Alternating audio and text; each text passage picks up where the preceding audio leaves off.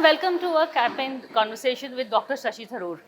He is the three-term MP from Thiruvananthapuram and he's been a former Union Minister and the former Under Secretary at United Nations.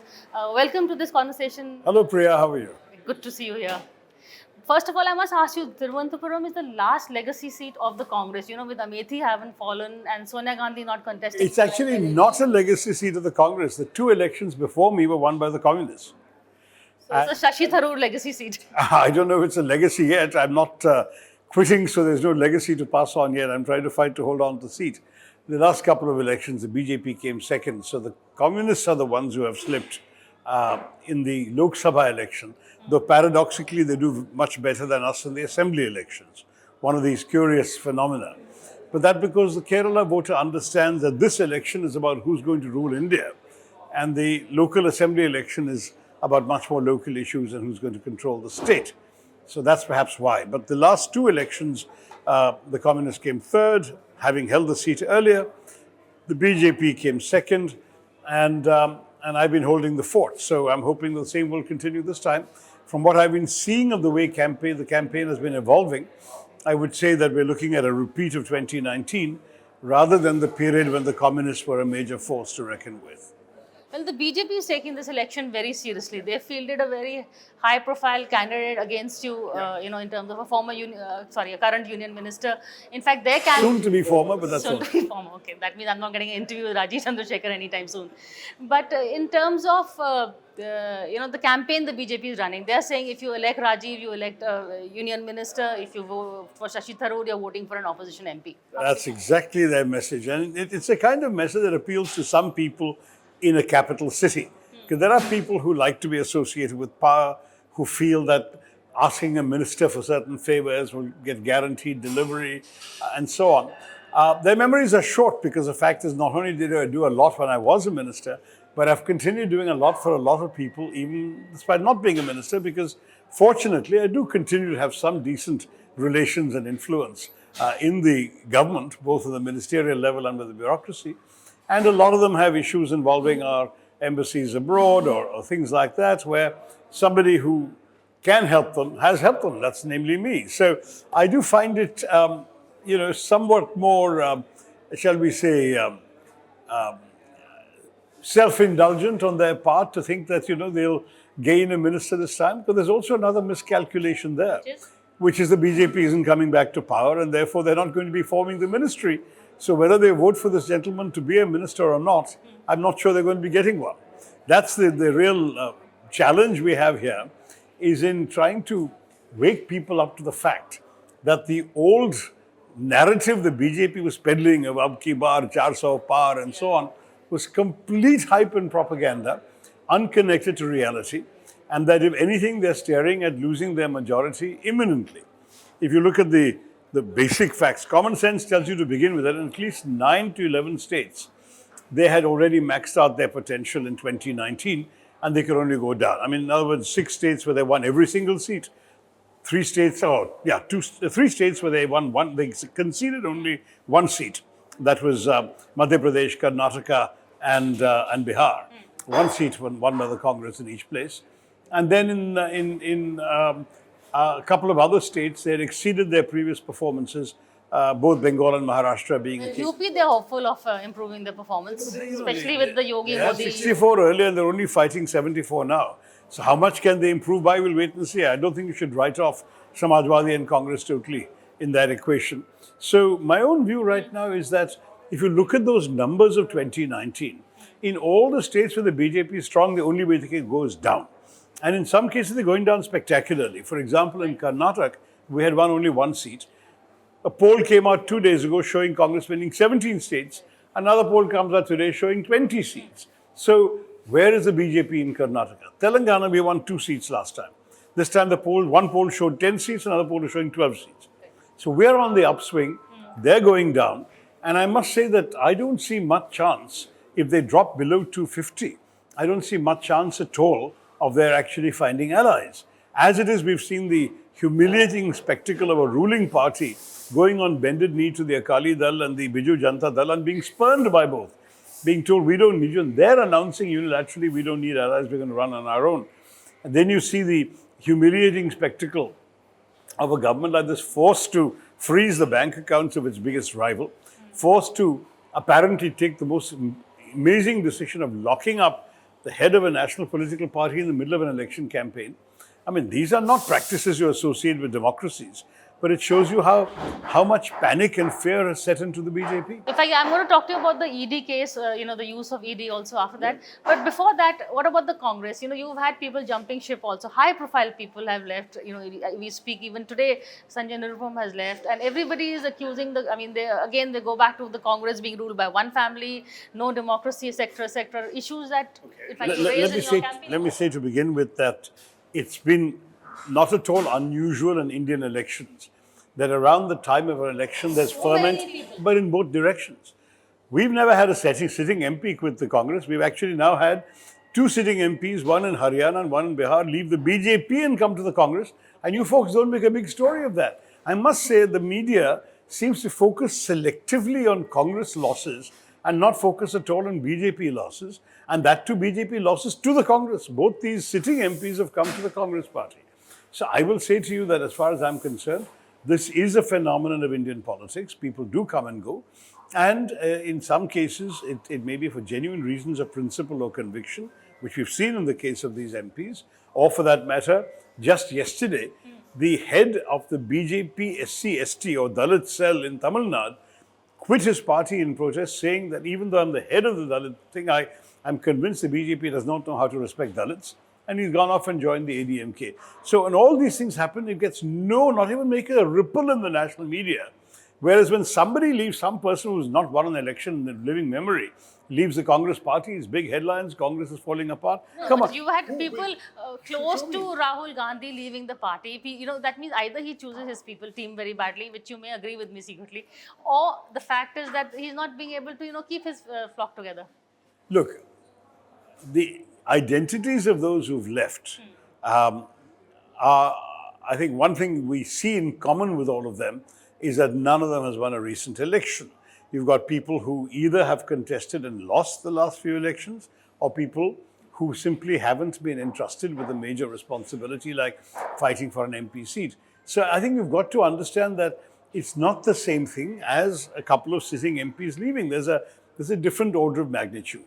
And, when people who've either defeated or been denied a ticket... Interrupt you, your coffee and tea has come. Are you going to share either of us with me? I've asked for coffee also. Also, I asked you have tea or coffee, so this one is no chai wala. He's a coffee person. No, I'm a chai wala. You're a chai wala? But it's a politically loaded statement, huh? We are very much in a Starbucks.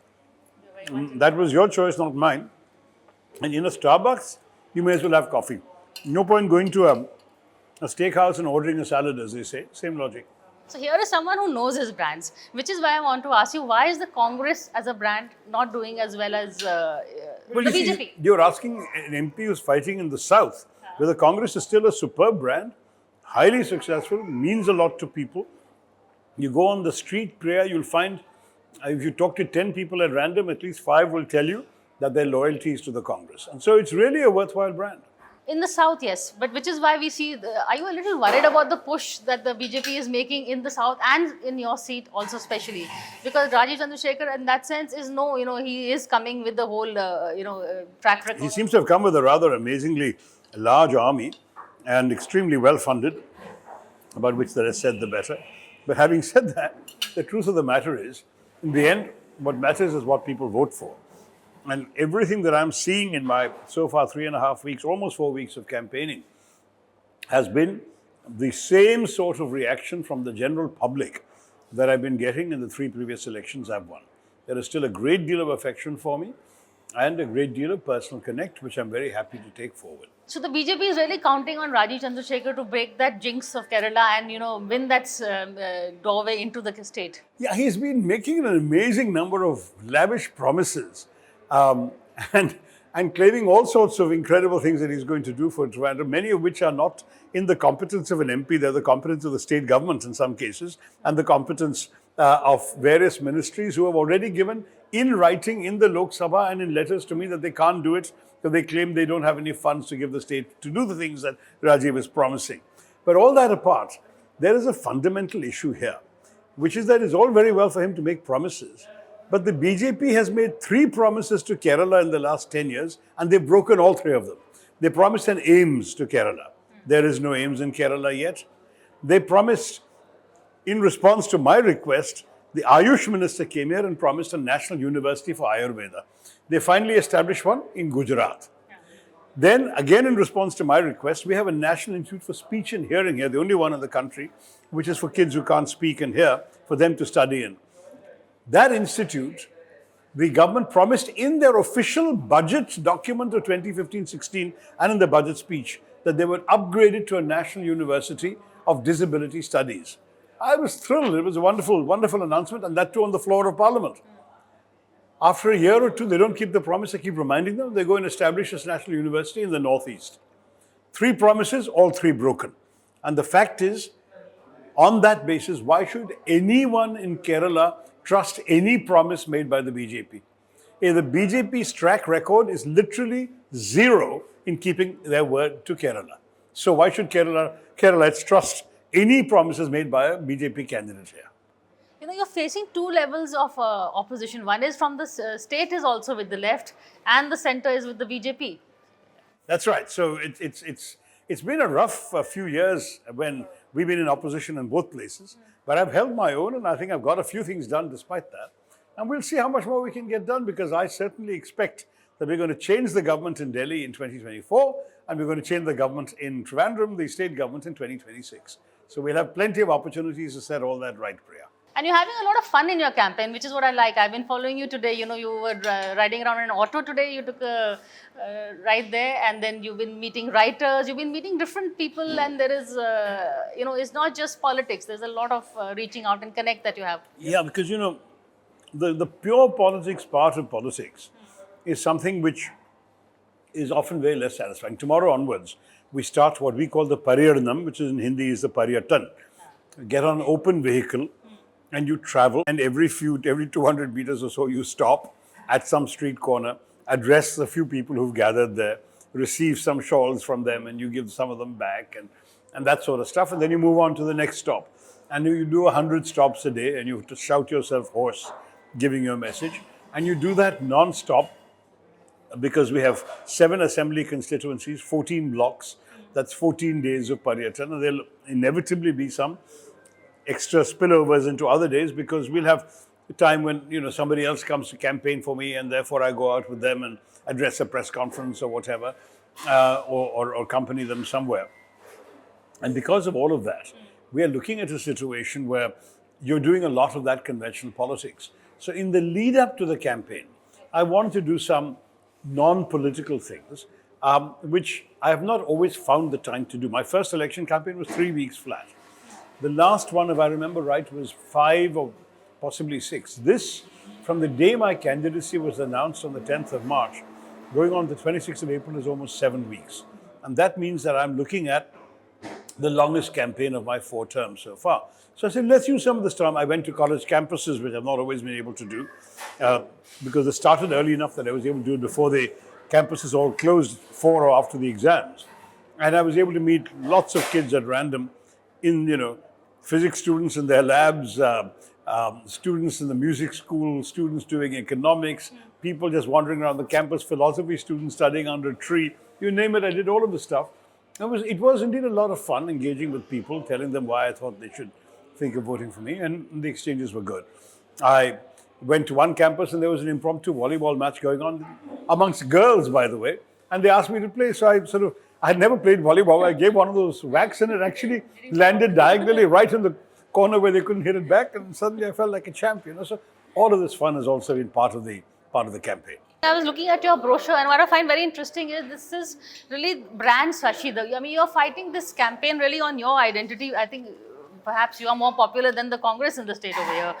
No, it's not so we much see a question. you know, we see you as a writer, we see your other accomplishments. So there is, it is the complete Shashi package, really. Well, I mean, the truth is that I've always tried to be more than just, you know, a regular politician, and that's my nature. I'm not a cookie cutter stereotype figure of any sort. And you got a lot of flack for that also. Exactly, and you've known that. And I haven't fit into the norm anywhere, but I felt that what I could bring to the Congress party and bring to politics was precisely my individuality. That here is somebody who thinks differently perhaps sometimes, speaks differently perhaps sometimes, but core values and principles are in sync with that of the party, and that's what the party should value, I hope, through my presence and my contribution. That's the spirit in which I've done it. So there have been a few rough moments when colleagues have not understood what I was saying or felt it was not part of their approved strategy. But I think on most substantive issues, we've stood together. And where I've had an issue, where I may have stepped aside, I've actually been vindicated. One example was once the state government had participated in the privatization of Trivandrum Airport and set up a company and bid for it and lost the bid. They then wanted to cancel the whole deal and say, no, we want the state to control the airport. And I said, that's wrong. I said, you could have easily told the central government you didn't want your airport to be part of this thing, and you could have continued running it, but that has severe limitations in terms of how much investment you can do and how much you can improve the quality of the airport to attract more airlines, which in turn attracts more investors to come in, etc. But now that you've played the game with the existing rules, tried to compete fairly and lost, you can't then say, no, I want to cancel the entire match. The match is over, you played, you lost. So I said, no, in that case, I stick with the decision. Somebody has won the tender fair and square. Let's work with them and create a world-class airport in Thiruvananthapuram. And unfortunately, for me at that time, the Congress party supported the government. And there was a resolution passed in the assembly, and I was the sole dissident in the political world from either party. And I said, sorry, no, I didn't. I said, I'm just standing for the travelers of Trivandrum, for the principles behind this thing, that there was a fair tender, that you chose to participate in, and you should have. And in the end, I was vindicated because their opposition has quietly been folded away. The airport is being developed by the new operator, the international terminal in particular. There's going to be a new development of the new domestic terminal coming up. And in the process, there will be more flights coming, more airlines operating out of here. And then there'll be more success stories in attracting people to do business. I remember, for example, when I started talking to Tech Mahindra, one of the things that was an absolute roadblock for them was there were no direct flights from Pune to Trivandrum. So they said every trip one of our executives makes is going to have to involve an overnight minimum because there's no direct way from them to go here. So I started lobbying airlines. And indeed, I did persuade Indigo to start a Pune Trivandrum flight, but I have to admit they've scheduled at such an unseasonable hour, like 3 a.m. or 4 a.m. or something, that I'm not sure how many people are really keen on taking that flight. But nonetheless, Tech Mahindra has now opened a small presence, and I hope one day they will come up with a larger expansion as more flight options come. So a well-functioning airport is part of a larger ecosystem to encourage investment, which in turn generates jobs. And that's something we all need. This country is starved for jobs, Kerala in particular. See, the other thing that I was having a conversation with your opponent, and they said, look, Shashi Tharoor has always been promising a high court, to come to the capital here. Instead High of court a bench. High court bench, he says, stool bhi nahi aaya, bench chodo. That is what. That's a very clever thing to say, except for the fact that he knows perfectly well what the rules are. The settled jurisprudence in our country is that to get a high court bench, you need the consent of the Chief Justice of the High Court. I have spoken to every successive Chief Justice, barring the last one, because by now I've understood the game and it's not going to work.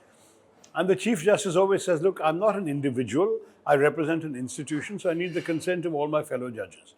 And that consent has never been forthcoming. I even persuaded one Chief Justice, Manjula Chellur, to set up a committee to study the issue of judges. So she named a 3-judge committee, not a bench, to actually study and make a recommendation to her. And there was so much of disagreement within the 3-member group, there was no recommendation made, and then she went away. Now, this is the situation we've been facing. I then tried an alternative, which is I drafted a private member's bill, which I successfully introduced, saying that any state capital that doesn't have a High Court bench is entitled to one by law. So that would bypass the Chief Justice's objections. I then, and by the way, it would not have caused any big headaches for the country because there are only 2 other places 2 other state capitals in the entire country which have no High Court bench. There is the state of Odisha, But Bhubaneswar and Cuttack are just 30 kilometers apart from each other. So there's no demand for a High Court bench in the capital. And the other one is Bhopal, but there are three, I think there's Indore, Jabalpur and Bhopal. I think I'm sorry, not Bhopal. There are three places where already have a High Court bench. So they don't really need one in Bhopal. Whereas here, not only is, because our connectivity is so bad, it's a 6.5-hour drive away to Kochi, and there's only one flight a day from the state capital, but also the problem is that 80% of the cases before the High Court, according to one estimate, involve the state government on one side or the other. And that means there's a plethora of government officials traveling to Kochi, neglecting their work here, getting TADA to the tune of 5 crores a year in travel expenses, all because we don't have a bench in the capital. And still, the blessed judiciary is not prepared to concede one. And when I did this bill and went to the BJP government, I remember Ravi Shankar Prasad, my friend, was the law minister at the time. He said, no way we're going to support you. I said, why not? I said, your own party goes around pledging this every election. Every election, the BJP candidate says we'll bring a High Court bench. So why can't you support it? He said, because we know it would antagonize the judiciary. We don't want to offend the judiciary. End of story. Now, what am I going to do? The ball is back in the judiciary's court. Judiciary isn't cooperating. So I'd love to see my opponent who talks about stools and benches, trying to see if he can get his stools passed with the judiciary. But the other thing which your opponent says is that, why is Shashi Tharoor questioning my track record? Because you've been asking people, what has Rajiv Chandrasekhar done for the state, for the constituency while he's been union minister? He's the fair question. He's making all sorts of... He's been IT minister for 2.5 years. He says this is the oldest technopark in India. Nothing has been done there. What could he have done? Couldn't he have done something?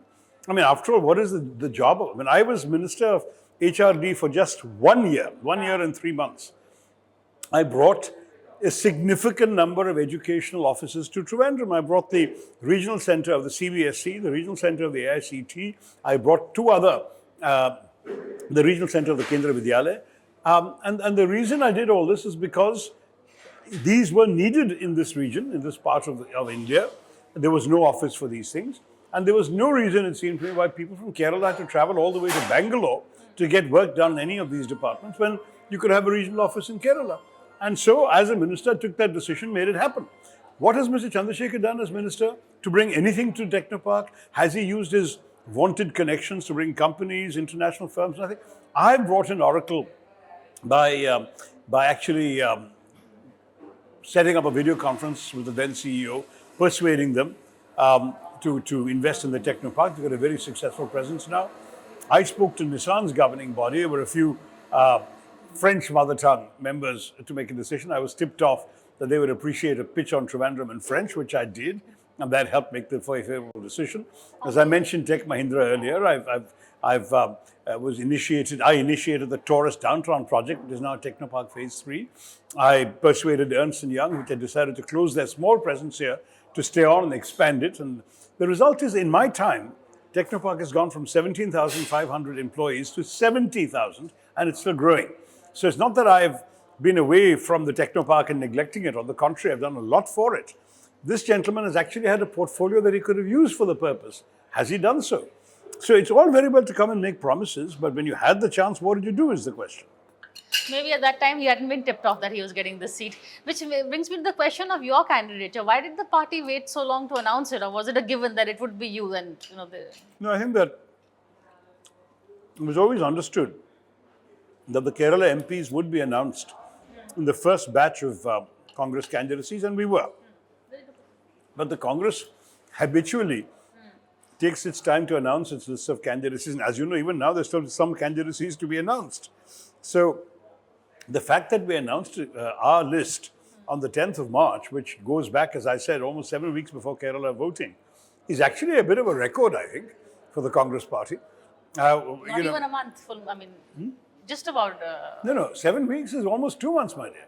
Yeah. So, my point is, that's not been the Congress's style, but they did it, and they did it for Kerala, where they'd made a decision in principle that by default all the sitting MPs would contest again, and indeed only one stepped aside for political reasons here. That brings me to the other question. We have now Rahul Gandhi, who's contesting from Kerala. He seems to, the message is here that North-South divide is coming more and more. The BJP doesn't like to talk about it, but there is a North-South divide. Why doesn't, all the Congress strong leaders are here. In fact, if you see the last Lok Sabha, very few people spoke Hindi, which is why we had Shashi Tharoor coming to the front and speaking a lot of Hindi, in fact. Giving a lot of sound bites in Hindi, I know. And the fact is that it was a welcome challenge for me, but I still didn't use Hindi inside Parliament very much, other than very minimally. And that's because I'm so somewhat obsessed with the fact that the permanence of the parliamentary record, I didn't want a single grammatical mistake to appear. I do speak Hindi inside the committees quite often, but not on the main Parliament floor. But anyway, coming back to Why doesn't Rahul contest from the north? I think, to be honest, you're being a bit unfair because all the seats on the north have not been declared yet. And there may still be some announcements up the party sleeve. You should wait for that.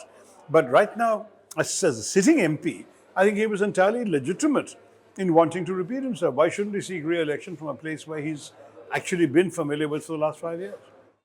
Yeah, but all the parties' heft really is now shifting towards the south, which is the other issue which the BJP keeps raising. If the BJP is trying to make inroads in the south, shouldn't the Congress also try and shore up its candidate list? All the stars are here in the south. Well, I mean, it so happens that some of us are from the south originally.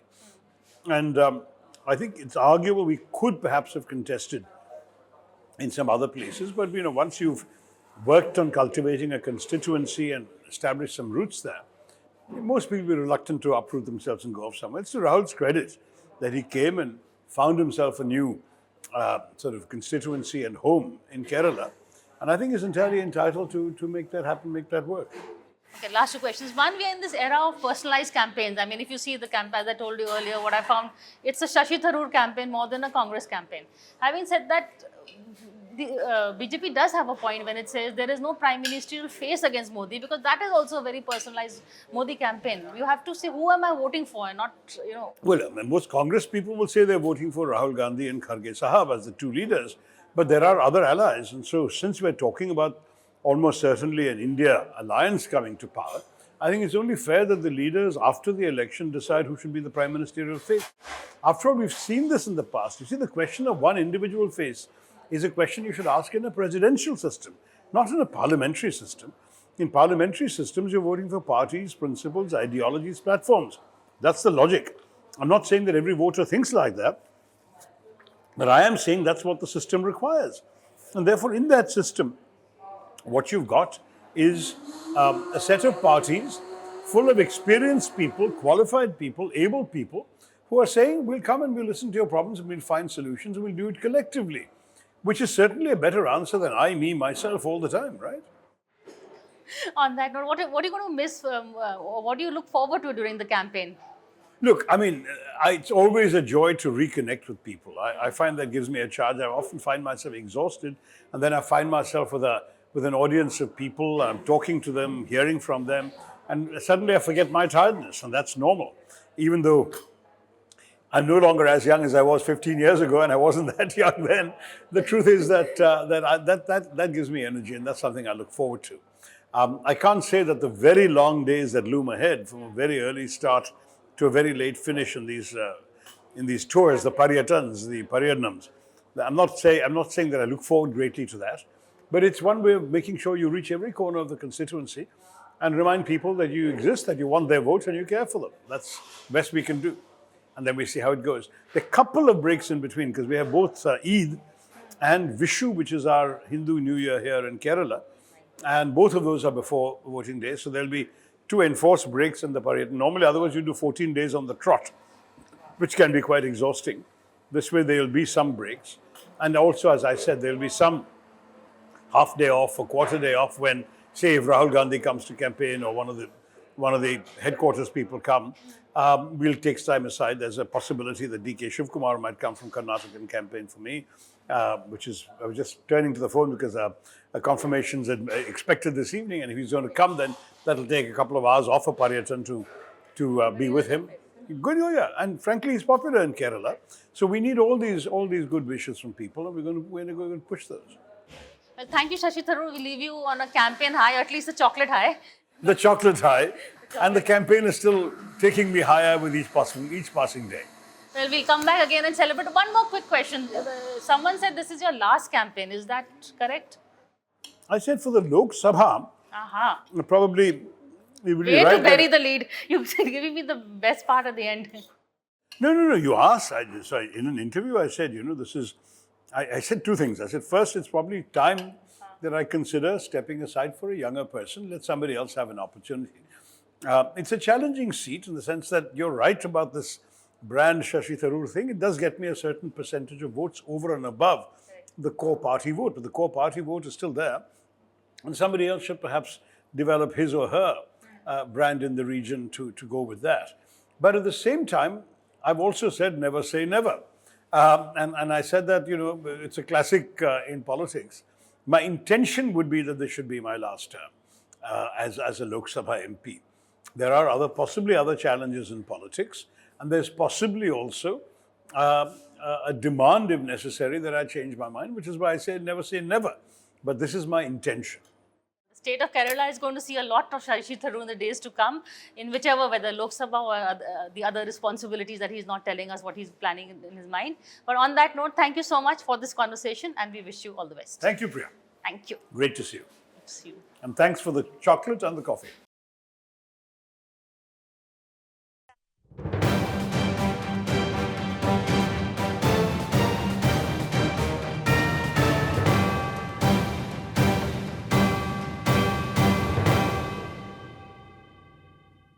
For more such videos, subscribe to the NewsX YouTube channel, hit the bell icon.